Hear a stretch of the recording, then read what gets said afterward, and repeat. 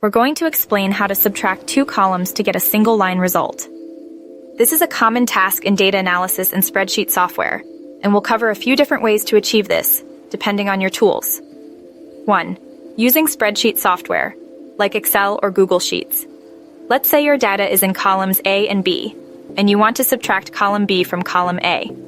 In a new column, let's say column C, in the first row, C1, you would type a formula like this: US A1 B1. This subtracts the value in cell B1 from the value in cell A1. Then, you can simply drag the small square at the bottom right corner of cell C1 down to apply the formula to all the rows in your dataset.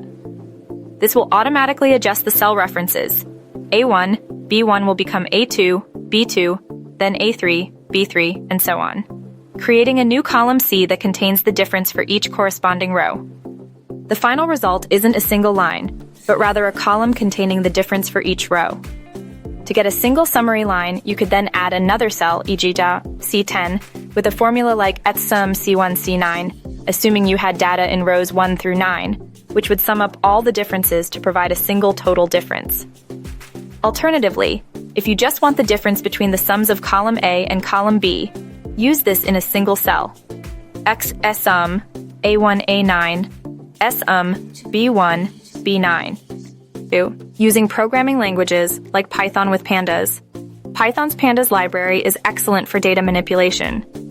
Assuming you've loaded your data into a pandas data frame called edDF, with columns named column A and column B, you can subtract the columns like this: df difference, a df column A, df column B. This creates a new column named difference, containing the result of the subtraction for each row. Similar to spreadsheets, this produces a column of differences. To get a single line summary, you can then use the whitesumDefFaz method. Total difference ifaz from difference. Summatize. This will give you a single value representing the sum of all the differences. You could also get the difference of the sums like this: total difference equals def column A sum, column B sum set. 3. Using SQL. If your data is in a database, you can use SQL to achieve this. Let's assume your table is called MyTable and has columns column A and column B.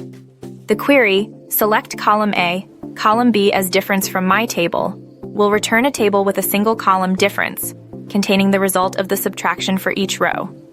To get a single line sum of differences, you could use select sum column A, column B as total difference from MyTable.